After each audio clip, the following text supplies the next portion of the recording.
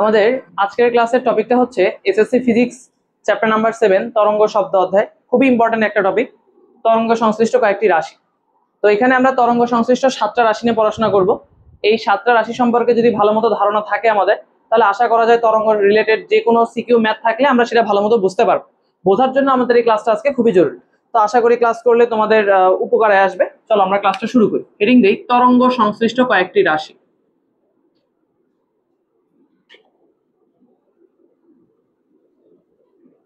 তরঙ্গ সংশ্লিষ্ট কয়েকটি রাশি। তাহলে আমরা প্রথমে একটা চিত্র অঙ্কন করি। এরকম একটা চিত্র অঙ্কন করলাম, এরকম একটা তরঙ্গ। এটা একটা অনুপ্রস্থ তরঙ্গের চিত্র হয়েছে। তো প্রথমে যে জিনিসটা আমরা পড়বো সেটা হলো পূর্ণ স্পন্দন। তো পূর্ণ স্পন্দন জিনিসটা কি? তরঙ্গ আমরা জানি সৃষ্টি হয় কিভাবে, মাধ্যমের কণাগুলোর পর্যাবৃত্ত কম্পনের ফলে তরঙ্গের সৃষ্টি হয়। তাহলে কোনো একটা তরঙ্গ, কোনো একটা কণা কম্পিত হয়ে যেখান থেকে কম্পন শুরু করছে ঘুরে যদি আবার একই রকম অবস্থানে ফেরত আসে, তখনই তাকে আমরা বলতে পারবো একটা পূর্ণ স্পন্দন। যেখান থেকে তার কম্পনটা শুরু হয়েছে ঘুরে আবার একই রকম অবস্থানে চলে আসলে তাকে আমরা পূর্ণ স্পন্দন বা একটা পূর্ণ কম্পন বলতে পারবো। আমরা তরঙ্গটাকে বোঝার জন্য উদাহরণ দিয়েছিলাম ডিসপ্লেতে, ওই যে ঢেউ তৈরি করে বাচ্চারা। তো বাচ্চারা ধরো প্রথমে বসা অবস্থায় ছিল, তারপরে সেখান থেকে উঠে দাঁড়াইছে, আবার যে বসছে। তাহলে বসা থেকে উঠে দাঁড়িয়ে আবার বসার এই যে তার অতিক্রান্ত দূরত্ব বা তার এই যে অবস্থানের পরিবর্তন, সেটাকে আমরা বলতে পারবো পূর্ণ স্পন্দন। অর্থাৎ যেখান থেকে শুরু আবার একই রকম অবস্থানে ফেরত আসলে তাকে আমরা বলবো হচ্ছে পূর্ণ স্পন্দন। তাহলে দেখো এই যে এখান থেকে যাত্রাটা শুরু করছে, যদি আমি এখান থেকে এ পজিশনের নাম বলি, আবার এখানে আসছে একই রকম একটা অবস্থান। তাহলে যেখান থেকে শুরু করছে আবার একই রকম একটা অবস্থানে আসলে তাকে আমরা বলবো পূর্ণ স্পন্দন। তাহলে এই চিত্র অনুযায়ী এ থেকে বি পর্যন্ত একটা পূর্ণ স্পন্দন কিন্তু হইতে পারে। ধরো মাঝখানে একটা পয়েন্টের নাম দিলাম সি। তুমি বলতে পারো ভাইয়া এ থেকে সি পর্যন্ত কি কোনো পূর্ণ স্পন্দন হবে না? উত্তর হচ্ছে না, এখানে কোনো পূর্ণ স্পন্দন হবে না। কেন ভাইয়া, এখানে কেন পূর্ণ স্পন্দন হবে না? দেখো এই পার্টিকুলার পয়েন্টে তরঙ্গের ডিরেকশন কোন দিকে? কণাগুলা ঊর্ধ্বমুখী অবস্থায় আছে আর এখানে হচ্ছে নিম্নমুখী অবস্থায় আছে। আবার দেখো বি পয়েন্টের কণাটা আবার ঊর্ধ্বমুখী অবস্থায় আছে। তাহলে যেহেতু এ আর সি পয়েন্টে কণাগুলোর ডিরেকশনটা ভিন্ন ভিন্ন, যেহেতু ডিরেকশনটা ভিন্ন ভিন্ন, তাই এটা কিন্তু একই রকম অবস্থানে ফেরত আসেনি। তাই এ থেকে সি পর্যন্ত একটা পূর্ণ স্পন্দন হবে না। কতটুকু পূর্ণ স্পন্দন হবে? এ থেকে বি পর্যন্ত হবে একটা পূর্ণ স্পন্দন। আবার এখান থেকে যদি আমি আরেকটা পয়েন্ট দিই ডি, তাহলে কিন্তু সি থেকে ডি পর্যন্ত একটা পূর্ণ স্পন্দন হইতে পারবে। দেখো সি থেকে ডি পর্যন্ত এটা কিন্তু একটা পূর্ণ স্পন্দন হওয়া সম্ভব, কারণ দুই জায়গায় নিম্নমুখী অবস্থায় আছে। বুঝতে কি পারতেছি আমরা? আবার দেখো যদি আমরা এই পার্টিকুলার পয়েন্টের নাম দেই ই, ই থেকে কিন্তু এফ পর্যন্ত একটা পূর্ণ স্পন্দন বলা যাবে, কারণ এই পার্টিকুলার পয়েন্টটাও হচ্ছে তরঙ্গ শীর্ষ এবং এফ এই পয়েন্টটাও হচ্ছে তরঙ্গ শীর্ষ। তাহলে দেখো একই রকম অবস্থানে ফেরত আসছে, তাহলে এটাকে আমরা একটা পূর্ণ স্পন্দন বলতে পারবো। আবার ধরো এখানে নাম দিলাম জি, এখানে নাম দিলাম এইচ, তাহলে জি থেকে এইচ পর্যন্ত একটা পূর্ণ স্পন্দন বলা যেতে পারে, কারণ এখানেও জি থেকে এইচ, এই জিটাও হচ্ছে তরঙ্গ পাদবিন্দু, এইচটাও হচ্ছে তরঙ্গ পাদবিন্দু।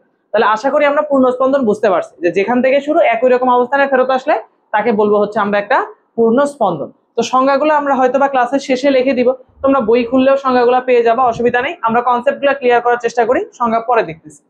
এবার পূর্ণ স্পন্দনের পরে আমরা একটু পড়বো হচ্ছে পর্যায়কাল। পর্যায়কাল, দেখো কাল মানে হচ্ছে সময়।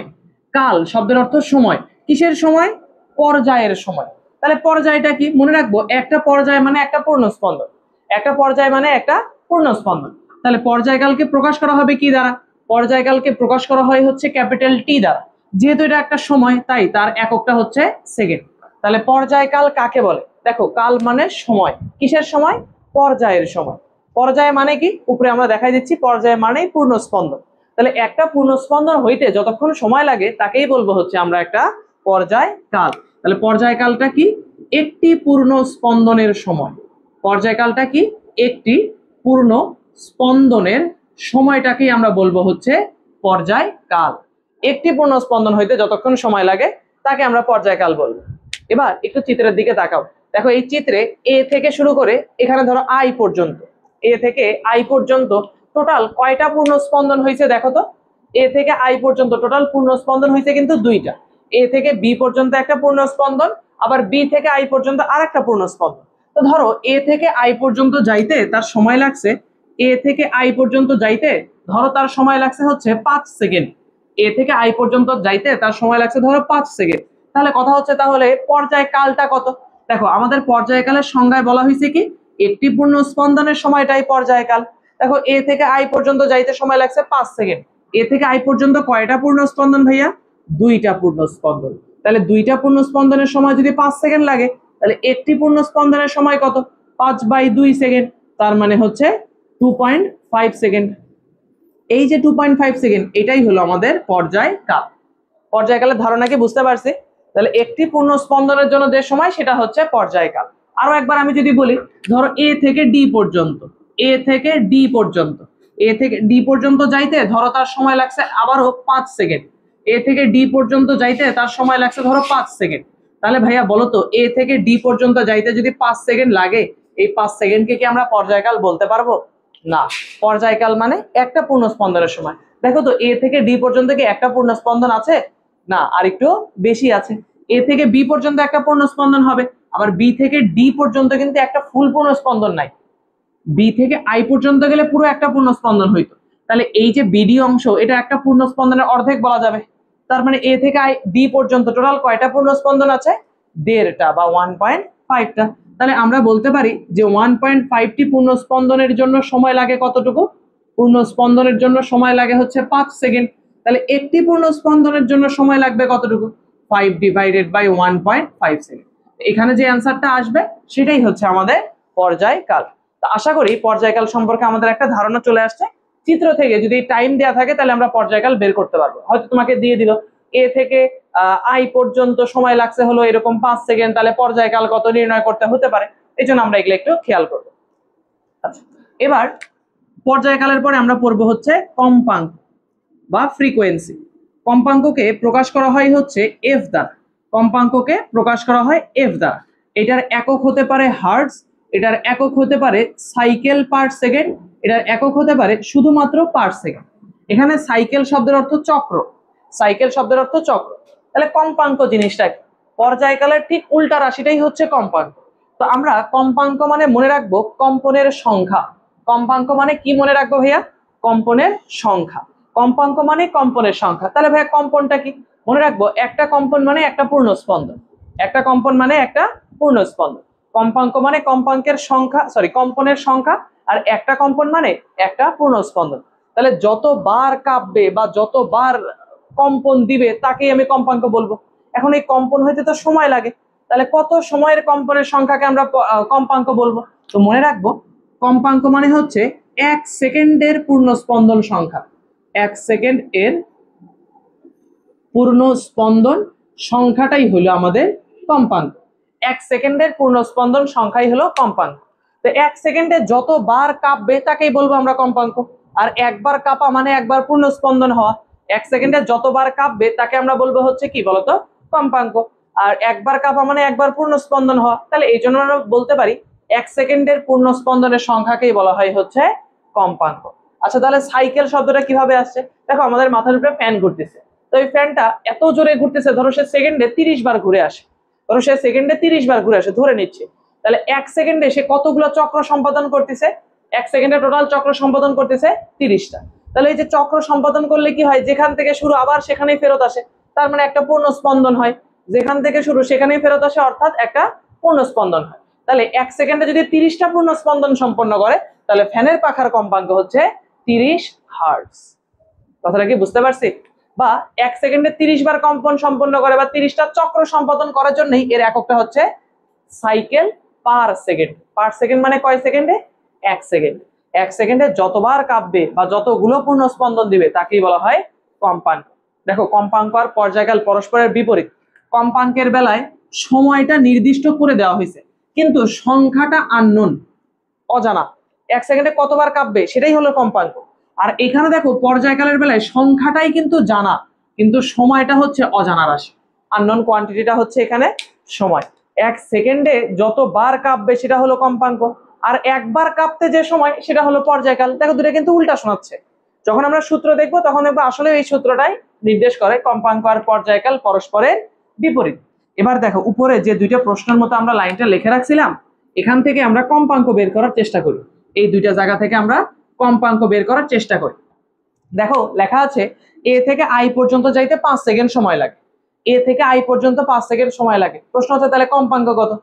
কম্পাঙ্কটা হচ্ছে 1 সেকেন্ডের পূর্ণ স্পন্দনের সংখ্যা। তাহলে দেখো, এ থেকে আই পর্যন্ত যাইতে যদি 5 সেকেন্ড সময় লাগে, তাহলে আমরা বলতে পারবো 5 সেকেন্ডে পূর্ণ স্পন্দন হয় কয়টা দেখো তো চিত্র অনুযায়ী। 5 সেকেন্ডে পূর্ণ স্পন্দন হয় 2টা। তো 5 সেকেন্ডে কয়টা পূর্ণ স্পন্দন হয় সেটা তো আমার জানা দরকার নেই, আমার দরকার 1 সেকেন্ডে কতগুলো হয়। তাই 1 সেকেন্ডে পূর্ণ স্পন্দন হয় 2/5টি। এইটাই হচ্ছে আমাদের কম্পাঙ্ক। বুঝতে পারতেছি কম্পাঙ্ক জিনিসটা কি। আবার এই চিত্রে এ থেকে ডি পর্যন্ত যদি 5 সেকেন্ড সময় লাগে, তাহলে দেখো 5 সেকেন্ডে এ থেকে ডি পর্যন্ত মানে কয়টা পূর্ণ স্পন্দন দিছে। এ থেকে ডি পর্যন্ত, এ থেকে ডি পর্যন্ত দেখো এ থেকে বি একটা, বি থেকে ডি আর একটা অর্ধেক। তাহলে আমরা এই কথা অনুযায়ী লিখতে পারি যে 5 সেকেন্ডে পূর্ণ স্পন্দন দেয় কয়টা। 5 সেকেন্ডে পূর্ণ স্পন্দন সংখ্যা কয়টা বলতো। পূর্ণ স্পন্দন 1.5টি। তাহলে 1 সেকেন্ডে পূর্ণ স্পন্দন কয়টা। 1.5 ডিভাইডেড বাই 5টি। এইটাই হচ্ছে আমাদের কম্পাঙ্ক। দেখো এখানে যা লিখছি তার উল্টা লাইন এখানে লেখা হচ্ছে না, এক্সাক্ট উল্টা। তাহলে কম্পাঙ্ক আর পর্যায়কাল কিন্তু পরস্পরের বিপরীত, কম্পাঙ্ক আর পর্যায়কাল পরস্পরের বিপরীত। তো আশা করি কম্পাঙ্ক এবং পর্যায়কাল আমরা বুঝতে পারছি। তো কম্পাঙ্ক এবং পর্যায়কাল বোঝার পরে আমরা চলে যাব তরঙ্গ দৈর্ঘ্য রাশিটা নিয়ে পড়তে। আমরা এখন পড়ার চেষ্টা করব তরঙ্গ দৈর্ঘ্য। তরঙ্গ দৈর্ঘ্যকে প্রকাশ করা হয় একটা গ্রিক হরফ দ্বারা। এই হরফের নাম তোমরা অলরেডি জানো, এর নাম হচ্ছে ল্যামডা। এটার নাম হচ্ছে ল্যামডা। তাহলে দেখো তো এটা তো তরঙ্গ দৈর্ঘ্য, এটার একক কি হবে বলতো। তরঙ্গ দৈর্ঘ্য, তাহলে একক কি হতে পারে মিটার, যেহেতু দৈর্ঘ্য, দৈর্ঘ্যের এককটা কি আমরা জানি মিটার। তাহলে তরঙ্গ দৈর্ঘ্য কি, দেখো তরঙ্গ দৈর্ঘ্য খুবই সহজ। তোমরা কি পূর্ণ স্পন্দন চিনতে পারছো চিত্র থেকে অলরেডি। পূর্ণ স্পন্দনটুকু চিত্র থেকে চিনতে পারছি কি আমরা। তাহলে একটা পূর্ণ স্পন্দন যতটুকু একটা তরঙ্গ দৈর্ঘ্য ততটুকু। তাহলে একটা পূর্ণ স্পন্দন যতটুকু একটা তরঙ্গ দৈর্ঘ্য যদি ততটুকু হয়, দেখো এই চিত্রে এ থেকে বি পর্যন্ত একটা পূর্ণ স্পন্দন বলা যাবে না। তাহলে এ থেকে বি পর্যন্ত একটা তরঙ্গ দৈর্ঘ্যও বলা যাবে, মানে একটা ল্যামডা বলা যাবে। দেখো এই চিত্রে তাহলে এ থেকে বি পর্যন্ত যদি একটা পূর্ণ স্পন্দন হয়, তাহলে এ থেকে বি পর্যন্ত আমরা একটা ল্যামডাও বলে দিতে পারবো। মানে পূর্ণ স্পন্দনের যে দূরত্বটা সেটাই হলো তরঙ্গ দৈর্ঘ্য। তাহলে তরঙ্গ দৈর্ঘ্য কাকে বলে, একটা পূর্ণ স্পন্দনে যতটুকু দূরত্ব অতিক্রম করে, একটা পূর্ণ স্পন্দনের অতিক্রান্ত দূরত্বটাই হচ্ছে আমাদের তরঙ্গ দৈর্ঘ্য। একটা পূর্ণ স্পন্দনে টোটাল যতটুকু দূরত্ব অতিক্রম করবে সেটাকেই বলা হবে একটা ল্যামডা। চিত্র থেকে ল্যামডা চেনা কিন্তু খুবই জরুরি, চিত্র থেকে ল্যামডা চেনা খুবই জরুরি। এখন দেখো এ থেকে বি পর্যন্ত পুরো একটা পূর্ণ স্পন্দন, তাহলে পুরো একটা ল্যামডা। তোমরা একটু মনোযোগ দিয়ে চিন্তা করে বলো তো, এ থেকে সি পর্যন্ত এটা কি পুরো একটা পূর্ণ স্পন্দন হয়েছে। পুরোটা হয়নি, তাহলে কতটুকু হয়েছে অর্ধেক। তাহলে এতটুকুকে কি আমি λ/2 বলতে পারবো না। তাহলে এ থেকে সি পর্যন্ত পুরো একটা ল্যামডা হয়নি, কি হয়েছে ল্যামডা এর অর্ধেক, কারণ অর্ধ স্পন্দন হয়েছে। তাহলে এই যে λ/2 কে একটু সুন্দর করে কিউট করে তুমি ডাকতে পারো 0.5 ল্যামডা। এর একটা ডাক নাম দিবা যে λ/2 মানে 0.5 ল্যামডা, 1/2 মানে 0.5। আচ্ছা এবার তুমি চিন্তা করো তো ভাইয়া, এ থেকে ই পর্যন্ত এই যে এতটুকু, এ থেকে ই পর্যন্ত, এ থেকে ই পর্যন্ত এই যে এতটুকু, এতটুকু, এই এতটুকু কি পুরো একটা ল্যামডা হইছে। ল্যামডার অর্ধেক কি হইছে, অর্ধেকেরও অর্ধেক না। অর্ধেকেরও অর্ধেক হইলে আমি এইটুকুকে কি বলতে পারবো λ/4। λ/4 কে একটু কিউট করে ডাকো তো 0.25 ল্যামডা। কি লেখা যাবে 0.25 ল্যামডা। তাহলে চিত্র থেকে ল্যামডা, λ/4, তারপরে হচ্ছে তোমার λ/2 এগুলা চিনতে পারবো। অনুদৈর্ঘ্য তরঙ্গের বেলায় তাহলে কেমন হবে, এটা তো অনুপ্রস্থের বেলায়। অনুদৈর্ঘ্য তরঙ্গের একটা যদি চিত্র তোমাদেরকে দেখানোর চেষ্টা করি, অনুদৈর্ঘ্য তরঙ্গের বেলায় হচ্ছে সংকোচন এবং প্রসারণ থাকে, তাই না। অনুদৈর্ঘ্য তরঙ্গের বেলায় সংকোচন এবং প্রসারণ থাকে।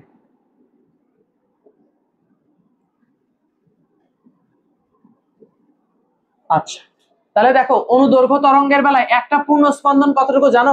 অনুদৈর্ঘ্য তরঙ্গের বেলায় এই যে দেখো এখান থেকে প্রসারণটা শুরু, আবার এখান থেকে প্রসারণটা শুরু, তাহলে এ থেকে বি পর্যন্ত এতটুকুকে আমরা একটা পূর্ণ স্পন্দন বলতে পারবো। তাহলে যেখান থেকে শুরু আবার একই রকম অবস্থানে যাইতে হবে, তাহলে হবে একটা পূর্ণ স্পন্দন। এই যে একটা পূর্ণ স্পন্দনের দূরত্ব এইটুকুকেই আমরা বলতে পারবো একটা ল্যামডা। তাহলে পুরোটা যদি একটা ল্যামডা হয়, শুধু প্রসারণকে আমি λ/2 বলবো এবং শুধু সংকোচনকেও আমি λ/2 বলতে পারি। বুঝতে পারতেছি কি λ/2। আসলে অনুদৈর্ঘ্য তরঙ্গের বেলায় λ/4 হিসাব করা সহজ না, এই জন্য এটা লাগে না। অনুদৈর্ঘ্য তরঙ্গের বেলায় λ/4 না লাগলেও অনুপ্রস্থের বেলায় কিন্তু দেখো λ/4 এর প্রয়োজন হয়। আমি দেখো এই চিত্রে আরেক জায়গায় λ/4 মার্ক করি, তোমরা হয়তো দেখলেই বুঝতে পারবা। দেখো তো আমি যদি এই যে এফ থেকে ডি পর্যন্ত বলি, শুধু এতটুকু এফ থেকে ডি পর্যন্ত, এটা কি পুরো একটা ল্যামডা হয়েছে। ল্যামডার অর্ধেক কি হয়েছে না, তাহলে কতটুকু হয়েছে এতটুকু হচ্ছে ল্যামডা বাই 4 বা 0.25 ল্যামডা। চিত্র থেকে কিন্তু এরকম চিনতে হবে, বুঝতে পারছো? চিত্র থেকে যদি ল্যামডা বাই 2 ল্যামডা বাই 4 এগুলা না চেনো তাহলে তোমার ম্যাথ করতে পারবা না। তরঙ্গ দৈর্ঘ্যের কি একটা ধারণা আসছে যে কতটুকু মিলে একটা ল্যামডা হবে? একটু ডান পাশের এই চিত্র দেখো তো, অনুদৈর্ঘ্য তরঙ্গের এই চিত্রে টোটাল কয়টা ল্যামডা আছে? অনুদৈর্ঘ্য তরঙ্গের এই চিত্রে টোটাল কয়টা ল্যামডা আছে? কয়টা? 2.5। তাহলে এটা সঠিক অ্যান্সার। দেখো এখান থেকে এই পর্যন্ত একটা ল্যামডা, এখান থেকে এই পর্যন্ত আরো একটা ল্যামডা, কিন্তু এটা কি পুরো একটা ল্যামডা হইছে? না, এটা ল্যামডা বাই 2। তাহলে দেখো একটা ল্যামডা, দুইটা ল্যামডা, আর একটার অর্ধেক, তাহলে আড়াইটা ল্যামডা। আর এই যে বাম পাশের এই চিত্রে টোটাল কয়টা ল্যামডা আছে? বাম পাশের এই চিত্রে অনুপ্রস্থ তরঙ্গের চিত্রে দেখো তো কয়টা? দুইটা। এ থেকে বি পর্যন্ত একটা, বি থেকে আই পর্যন্ত আরেকটা, দুইটা ল্যামডা আছে। এখন তরঙ্গ দৈর্ঘ্য যদি বুঝতে পারো তাহলে চিত্র থেকে তরঙ্গ দৈর্ঘ্য নির্ণয় করা শিখতে হবে। দেখো কিভাবে আমাদের নির্ণয় করতে হতে পারে। চিত্রটা একটু চিন্তা করো। এভাবে তোমাকে ধরো বলে দিছে যে এ থেকে ডি পর্যন্ত যদি 20 মিটার হয় তাহলে ল্যামডা ইকুয়ালস টু হোয়াট? এ থেকে ডি পর্যন্ত 20 মিটার হলে ল্যামডা ইকুয়ালস টু হোয়াট? তাহলে তুমি আগে দেখো যে এ থেকে ডি পর্যন্ত কয়টা ল্যামডার মান দেয়া আছে 20 মিটার। তাহলে এ থেকে বি পর্যন্ত কয়টা ল্যামডা? দুইটা। যে এ ডি কে আমি যদি এভাবে লিখি A B plus B D, সমস্যা আছে কি? সমস্যা তো নাই। তো এখন দেখো এ বি মানে কত? একটা ল্যামডা। বি ডি মানে কত? Lambda by 2। এটার মান হচ্ছে 20। তুমি এখানে একটু লসাগু করো 2, তাহলে lambda 2 lambda plus lambda equals two 20। বাকি অংশ এই পাশে লিখি। 2 এই পাশে আছে ভাগ অবস্থা, ওই পাশে গেলে হয়ে যাবে গুণ। 2 ল্যামডার একটা ল্যামডা মিলে 3 ল্যামডা ইকুয়ালস টু 40। তাহলে ল্যামডা ইকুয়ালস টু কত আসবে? 40/3 মানে 13.33 মিটার। চিত্র থেকে এভাবে ল্যামডা নির্ণয় করতে কি পারবো আমরা? এখন এই এত বড় কাজের পরিবর্তে আমরা একটা ছোট্ট কাজ করতে পারি যদি একটু বুদ্ধিমান হয়। তাহলে কি রকম দেখো, এ থেকে ডি পর্যন্ত বলছে কতটুকু ভাইয়া? 20 মিটার। এ থেকে ডি পর্যন্ত বলছে 20 মিটার। এখন তুমি তাকাও তো, এ থেকে ডি পর্যন্ত টোটাল কয়টা ল্যামডা আছে? এ থেকে বি পর্যন্ত একটা, বি থেকে ডি পর্যন্ত আরেকটা, অর্ধেক। তাহলে এই এত বড় কাজটাকে আমরা যদি সরাসরি লিখি যে প্রশ্ন মতে 1.5 ল্যামডা ইকুয়ালস টু 20 লেখা কি যাবে না? 1.5 ল্যামডা ইকুয়ালস টু 20 লেখা যাবে কিনা? এ থেকে ডি পর্যন্ত টোটাল একটা ল্যামডা এবং আরো একটা ল্যামডার অর্ধেক আছে, তাহলে একটা পূর্ণ আর একটার অর্ধেক, তাহলে 1 + 0.5 মানে 1.5। তাহলে দেখো দুই লাইনের অ্যান্সারটা হয়ে যাচ্ছে 20 / 1.5 that is equals to 13.33 metre. তাহলে চিত্র দেখে তরঙ্গ দৈর্ঘ্য নির্ণয় করা কি শিখতে পারবো? আচ্ছা, যদি ডান পাশের এই চিত্রে তোমাকে বললো যে এখান থেকে এই পর্যন্ত, এখান থেকে এই পর্যন্ত আছে হলো 40 মিটার, তাহলে ল্যামডা ইকুয়ালস টু হোয়াট?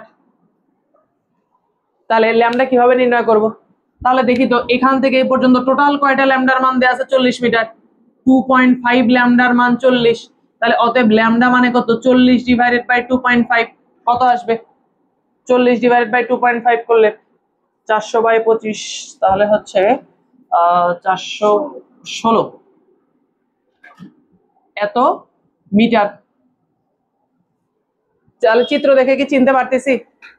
তাহলে চলো তো আরো একটু করি।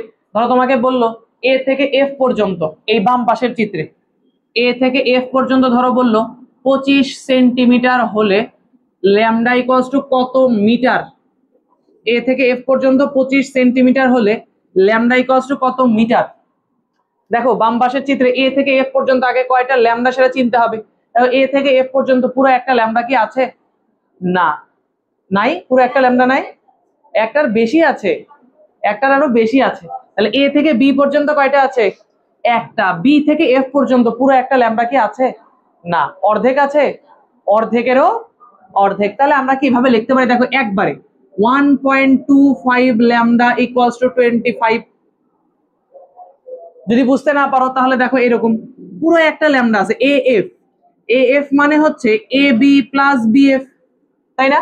চিত্র অনুযায়ী এ থেকে বি পর্যন্ত কয়টা ল্যামডা? একটা। আর বি থেকে এফ পর্যন্ত কয়টা? Lambda by 4। দেখো তো ল্যামডা বাই 4 মানে 0.25 ল্যামডা। তাহলে একটা ল্যামডা আর 0.25 ল্যামডা মানে কয়টা ল্যামডা? 1.25 ল্যামডা। এটা যদি নিজে নিজে আগেই বুঝতে পারো তাহলে তো ঝামেলা মুক্ত হিসাব। তুমি লিখে দিবা যে প্রশ্ন মতে 1.25 ল্যামডা ইকুয়ালস টু 25 অতএব lambda equals to 25 divided by 1.25। বলতো এটার একক কি আসবে? সেন্টিমিটার আসবে, কিন্তু প্রশ্নে চাইছে কি মিটার। এটা অনেকে কিন্তু খেয়াল করে না, ছোট্ট বিষয় কিন্তু খেয়াল করে না। দেখো তো এটা কত আসে? 22 আসে, 20 আসে। আচ্ছা 20 সেন্টিমিটার, তাহলে মিটার করলে আসবে 0.2 মিটার। এই চিত্র দেখে ল্যামডা বের করা কি বুঝতে পারতেছি?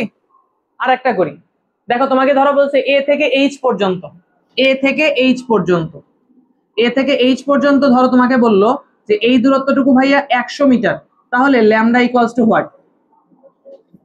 এ থেকে এইচ পর্যন্ত 100 মিটার, তাহলে ল্যামডা ইকুয়ালস টু হোয়াট? এ থেকে এইচ। তাহলে আগে বুঝতে হবে এ থেকে এইচ পর্যন্ত কয়টা ল্যামডা আছে। দেখো তো এ থেকে এইচ পর্যন্ত টোটাল কয়টা ল্যামডা আছে? এ থেকে এইচ পর্যন্ত টোটাল কয়টা ল্যামডা আছে?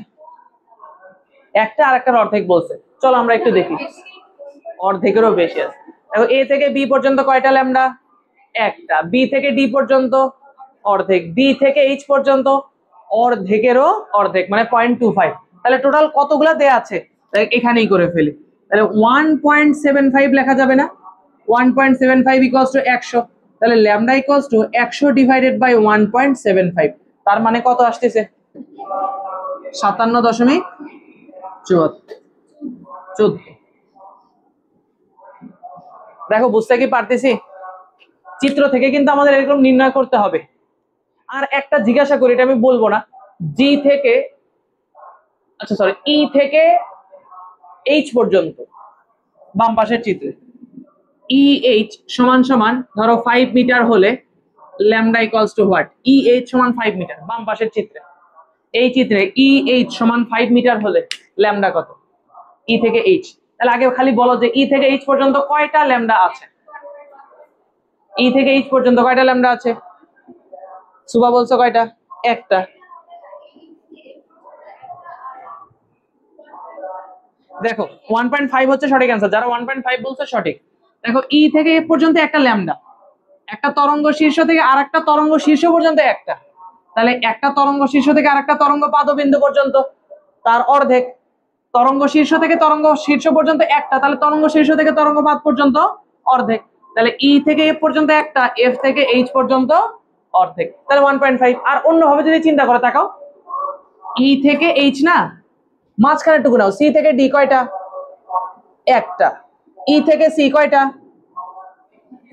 0.25। ডি থেকে এইচ কয়টা? তাহলে 1 প্লাস 0.25 প্লাস 0.25 ইকুয়ালস টু 1.5। ওইভাবে করে কঠিন করে শিখতে পারো। তাহলে এখানে আসলে কয়টা আছে? 1.5 ল্যামডা মানে 5, অতএব lambda equals to 5 divided by 1.5, এত মিটার।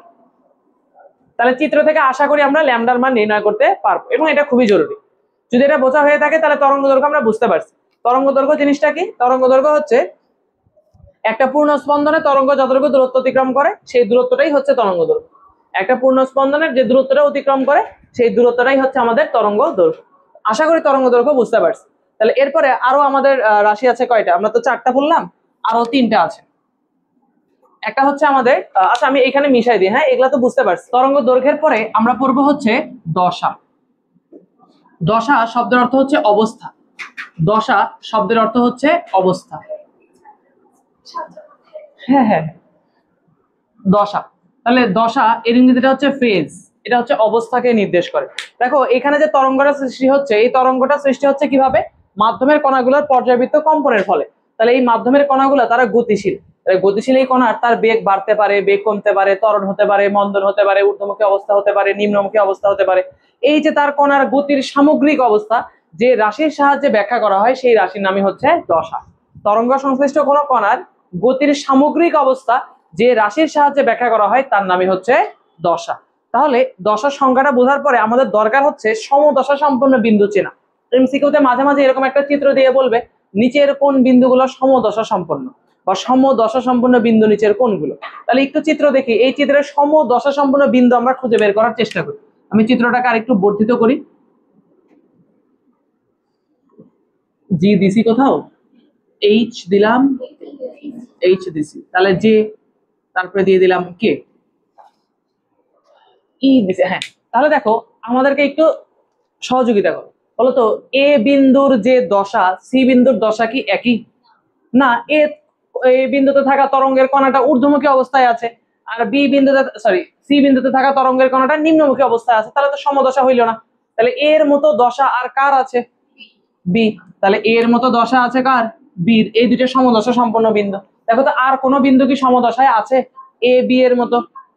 আই। তাহলে এ বি এবং আই এরা হচ্ছে সমদশা সম্পন্ন বিন্দু। এবার দেখো তো ই এই পয়েন্টের মতো সমদশা সম্পন্ন আর কোনো বিন্দু আছে? ই এর মতো সমদশা কোথায়? এফ। আর কোথাও? যে ই এফ যে এরা সমদশা সম্পন্ন বিন্দু। দেখো তো সি এর মতো সমদশা কোথায় আছে? আর কোথাও? তাহলে সি ডি কে। তারপরে হচ্ছে জি এর মতো সমদশা এইচ। তাহলে চিত্র দেখে সমদশা সম্পন্ন বিন্দুকে চিনতে পারবো আমরা? এমসিকিউতে আসলে সমদশা সম্পন্ন বিন্দু চিনতে পারবো। এবারে সমদশার সাহায্যে আমরা একটু তরঙ্গ দৈর্ঘ্যের সংজ্ঞাটাকে ব্যাখ্যা করব। একটু চিন্তা করো তো, এ থেকে বি পর্যন্ত একটা তরঙ্গ দৈর্ঘ্য বলা যায়, মানে একটা ল্যামডা বলা যায়। ভালো মতো মনোযোগ দিয়ে বোঝো, এ থেকে বি পর্যন্ত একটা ল্যামডা বলা যাবে না? বলা যাবে, তার মানে একটা তরঙ্গ দৈর্ঘ্য। আচ্ছা, এ বিন্দুর দশা আর বি বিন্দুর দশাটা সেম, সমদশা সম্পন্ন দুইটা বিন্দু। এই যে এইগুলা কিসের আমরা আঁকাইলাম? এগুলা হচ্ছে সমদশা সম্পন্ন বিন্দু, আমরা মার্ক করলাম সমদশা সম্পন্ন বিন্দু। তাহলে দেখো এ বিন্দুর দশা আর বি বিন্দুর দশাটা সেম, এ বিন্দু আর বি বিন্দু তাহলে সমদশা সম্পন্ন বিন্দু। এই দুইটা বিন্দুর মধ্যবর্তী দূরত্বকে ল্যামডা বলা যায় না? তাহলে দেখো তো আমি যদি সংজ্ঞাটাকে এভাবে বলি যে সমদশা সম্পন্ন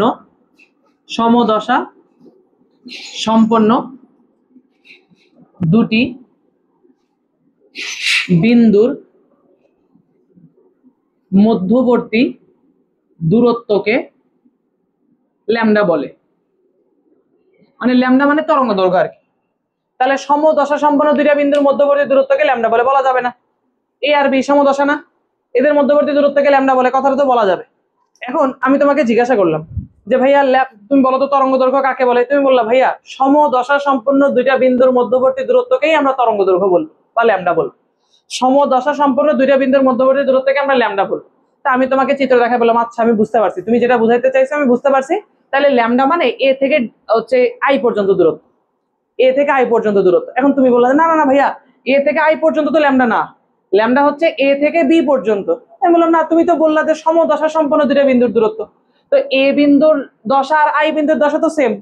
তুমি বললা সমদশা সম্পন্ন দুইটা বিন্দুর দূরত্ব, এই জন্য আমি বললাম এ থেকে আই। তুমি আবার বলতেছো না ভাইয়া এ থেকে বি পর্যন্ত একটা ল্যামডা। তাহলে ভাইয়া কিছু কি মিস করতেছে? হ্যাঁ, দেখো এ থেকে আই পর্যন্ত তাহলে সমদশা দুইটা বিন্দু হলেই হবে না, পরপর দুইটা বিন্দু হতে হবে। সমদশা সম্পন্ন পরপর দুইটা বিন্দুর মধ্যবর্তী দূরত্ব হতে হবে, মাঝখানে কোনো বিন্দু স্কিপ করা যাবে না। দেখো এ থেকে আই পর্যন্ত গেলে মাঝখানে বি একটা সমদশার বিন্দু স্কিপ হয়ে যাচ্ছিল না, এরকম কোনো বিন্দুকে স্কিপ করা যাবে না। তাহলে সমদশা সম্পন্ন দুইটা বিন্দু পরপর দুইটা বিন্দুর মধ্যবর্তী দূরত্বকে ল্যামডা বলে। এবার যদি পরপর বলো তাহলে দেখো বি থেকে আই পর্যন্ত পরপর দুইটা বিন্দু, এটাকেও কিন্তু একটা ল্যামডা বলা যাইতে পারে। ওকে, তাহলে দশা বোঝার পরে আমরা পড়বো হচ্ছে বিস্তার। আমরা পড়বো হলো বিস্তার। তো বিস্তারটা কি? দেখো এই যে তরঙ্গ সংশ্লিষ্ট কণার এই যে মাঝখানে রেখা, এটাকে বলা হচ্ছে সাম্য অবস্থা, এটাকে বলা হচ্ছে সাম্য অবস্থা। তো সাম্য অবস্থা থেকে কণার গতি কিন্তু দুই দিকে, উপরের দিকেও যাচ্ছে আবার নিচের দিকেও যাচ্ছে, কণাটা উপরের দিকে উঠতেছে নিচের দিকেও নামতেছে। তাহলে সাম্য অবস্থান থেকে কণার যে কোনো দিকে, উপরের দিকে হইতে পারে নিচের দিকেও হইতে পারে, যে কোনো দিকে সর্বোচ্চ যে দূরত্ব অতিক্রম করে তাকেই বলা হয় ল্যামডা। সাম্য অবস্থান থেকে যে কোনো দিকের যে সর্বোচ্চ দূরত্ব। তাহলে দেখো তো এই চিত্রে এই যে সাম্য অবস্থান থেকে তরঙ্গ শীর্ষ পর্যন্ত এটাই সর্বোচ্চ দূরত্ব কিনা? আবার নিচের দিকে জি পর্যন্ত এটাই সর্বোচ্চ দূরত্ব না? সাম্য অবস্থান মানে যে অবস্থান থেকে তরঙ্গের সকল দূরত্বটা সমান, যে অবস্থান থেকে তরঙ্গের বলতেছি তরঙ্গ সংশ্লিষ্ট কণার বিস্তারের সমস্ত দূরত্ব সমান, দুই পাশের দূরত্বটাই সমান, এই জন্য এটার নাম সাম্য। সাম্য মানে সমান। তাহলে দেখো এই সাম্য অবস্থান থেকে উপরের দিকে কণাটা সর্বোচ্চ দূরত্ব হচ্ছে এই বিন্দুতে, নিচের দিকে সর্বোচ্চ দূরত্ব হচ্ছে জি বিন্দুতে। তাহলে এই যে সর্বোচ্চ দূরত্বগুলা এইগুলাই হচ্ছে বিস্তার, মানে কতটুকু জায়গা জুড়ে বিস্তৃত। আচ্ছা দেখো তো আমি যদি বলি যে ভাইয়া এইটুকু কি একটা বিস্তার হইতে পারে? না, এটা তো সর্বোচ্চ দূরত্ব না, সর্বোচ্চ দূরত্ব হতে হবে বিস্তার। আচ্ছা বলো তো বিস্তার কি এক এক জায়গায় এক এক রকম হবে? না, বিস্তার সব জায়গায় সেম। আমার হাতে আসলে খালি হাতে আঁকানোর জন্য এগুলো সমান হয়নি, এগুলো আসলে সমান সমান হয়। আচ্ছা, সরল স্পন্দন গতির জন্য এগুলো সমান সমান করা হয়। তো দেখো এখানে সর্বোচ্চ যে দূরত্ব এগুলাই হচ্ছে বিস্তার। তাহলে তরঙ্গ শীর্ষ পর্যন্ত দূরত্ব এবং তরঙ্গ পাদবিন্দু পর্যন্ত যে দূরত্ব সেটাকেই আমরা বলবো হচ্ছে বিস্তার, অর্থাৎ যে কোনো দিকের সর্বোচ্চ দূরত্ব। লাস্ট তরঙ্গ বেগ। তরঙ্গ বেগ, আচ্ছা বেগকে প্রকাশ করা হয় ভি দ্বারা, এটার একক মিটার পার সেকেন্ড। তো তরঙ্গ বেগকেও তাই ভি দ্বারা প্রকাশ করা হবে, এটার একক হবে মিটার পার সেকেন্ড, এটার একক হবে মিটার পার সেকেন্ড। এবার চিন্তা করো তো বেগ কাকে বলে? আমরা যখন গতি অধ্যায় পড়ছিলাম তখন বেগের সংজ্ঞা পড়ছিলাম। বেগ কাকে বলে কারো কি মনে আছে? সরণের পরিবর্তনের হার, বা আমরা যদি এরকম বলি যে নির্দিষ্ট দিকে অতিক্রান্ত দূরত্বকে, একক সময় নির্দিষ্ট দিকে অতিক্রান্ত দূরত্বকে বেগ বলে, এটাও কিন্তু বলা যাবে। আমি যদি শুধু বলতাম যে নির্দিষ্ট একক সময় বা 1 সেকেন্ড সময়ের অতিক্রান্ত দূরত্বকে বেগ বলে তাহলে ভুল হইতো, কারণ নির্দিষ্ট দিক বলতে হবে। তাহলে বেগ কাকে বলে? নির্দিষ্ট দিকে একক সময় বা 1 সেকেন্ড সময় অতিক্রান্ত দূরত্বকে বলা হয় হচ্ছে বেগ। যদি নির্দিষ্ট দিক বাদ দেই তাহলে কিসের সংজ্ঞা হয়ে যাবে? দ্রুতির সংজ্ঞা হয়ে যাবে। নির্দিষ্ট দিক বাদ দিলে দ্রুতির সংজ্ঞা হয়ে যাবে। তাহলে বেগ কাকে বলে? একক সময়ে নির্দিষ্ট দিকে যে দূরত্ব অতিক্রম করে তাকে বেগ বলে। এখানে কার বেগ? তরঙ্গের বেগ। তাহলে সামনে খালি তরঙ্গ লাগাই দিবা, সংজ্ঞা হয়ে যাবে। তরঙ্গ একক সময় নির্দিষ্ট দিকে যে দূরত্ব অতিক্রম করে তাকে আমরা তরঙ্গ বেগ বলে থাকি। আশা করি এই 7টা রাশি তোমাদের কাছে ক্লিয়ার হয়েছে। 7টা রাশি বোঝা জানা খুবই জরুরি ছিল। সবগুলো যদি বুঝতে পারি তাহলে এই রাশির মধ্যে একটু সম্পর্ক দেখাবো। কম্পাঙ্ক এবং পর্যায়কালের মধ্যে একটা সম্পর্ক আছে, তরঙ্গ বেগ, তরঙ্গ দৈর্ঘ্য এবং কম্পাঙ্কের মধ্যে একটা সম্পর্ক আছে। এই দুটোর সম্পর্ক দেখে আজকের ক্লাসটা শেষ হলো। এখন আমরা হচ্ছে পরবর্তী অংশ, তাহলে আমরা এবার হচ্ছে কম্পাঙ্ক এবং পর্যায়কালের মধ্যে সম্পর্ক দেখব। আমরা যখন সংজ্ঞা পড়ছিলাম বা জিনিসটা বোঝার চেষ্টা করছিলাম তখনই কিন্তু এদের মধ্যে সম্পর্ক বলছিলাম যে এরা পরস্পরের বিপরীত, পর্যায়কাল এবং কম্পাঙ্ক পরস্পরের বিপরীত, সেটা আমরা একটু বোঝার চেষ্টা করব। তো লিখি কম্পাঙ্ক এবং পর্যায়কালের মধ্যে সম্পর্ক। কম্পাঙ্ক ও পর্যায়কালের মধ্যে সম্পর্ক।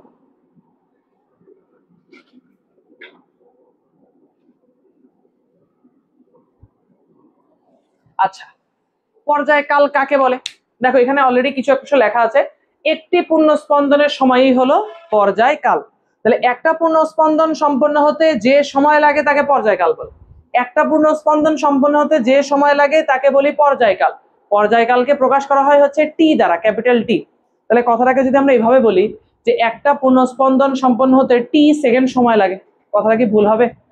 না। তাহলে এই কথাটাকে আমরা লিখবো যে টি সেকেন্ডে পূর্ণ স্পন্দন সম্পন্ন করে কয়টা বলতো? সম্পন্ন হয় একটা। ওই যে 1 সেকেন্ডে একটি পূর্ণ স্পন্দনের যে সময় তাকেই পর্যায়কাল বলে। তাহলে পর্যায়কালকে যদি টি দ্বারা প্রকাশ করা হয়, টি সেকেন্ডে পূর্ণ স্পন্দন হয় কয়টা? একটা। এটা লিখলাম কিভাবে আমরা? পর্যায়কালের সংজ্ঞা অনুযায়ী। পর্যায়কালের সংজ্ঞা অনুযায়ী আমরা এই কথাটা লিখে ফেললাম। তাহলে টি সেকেন্ডে যদি একটা পূর্ণ স্পন্দন হয়, 1 সেকেন্ডে পূর্ণ স্পন্দন হবে কয়টা বলতো? 1/টি। এখন তোমরা আমাকে বলবা যে কম্পাঙ্ক কাকে বলে, একটু চিন্তা করে বলো তো কম্পাঙ্কের সংজ্ঞাটা কি ছিল? কম্পাঙ্ক এর সংজ্ঞা অনুযায়ী কি ছিল বলতো? 1 সেকেন্ডে যতগুলো পূর্ণ স্পন্দন হয়, তাই না? দেখো লেখা আছে 1 সেকেন্ডে যতগুলো পূর্ণ স্পন্দন হয় বা পূর্ণ স্পন্দনের সংখ্যা, 1 সেকেন্ডে যতগুলো পূর্ণ স্পন্দন হবে তাকেই বলা হবে কম্পাঙ্ক। দেখো তো 1 সেকেন্ডে পূর্ণ স্পন্দন হচ্ছে কতগুলা?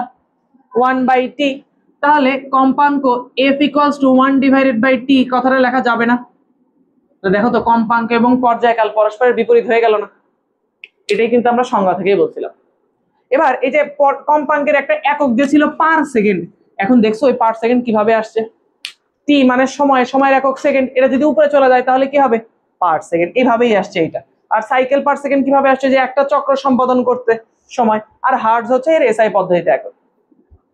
আর একটা আছে vibration per second, VIB s inverse 1। Vibration মানে কম্পন, প্রতি সেকেন্ডে কম্পনের সংখ্যা, VIB per second, vibration per second. Okay, তাহলে আমরা একটা সূত্র কিন্তু পেয়ে গেছি, তরঙ্গ রিলেটেড সূত্রই একটা, খুবই কি কঠিন সূত্র? f = 1/t বা t = 1/f লিখতে পারো। এবার হচ্ছে কম্পাঙ্ক, তরঙ্গ বেগ ও তরঙ্গ দৈর্ঘ্যের মধ্যে সম্পর্ক।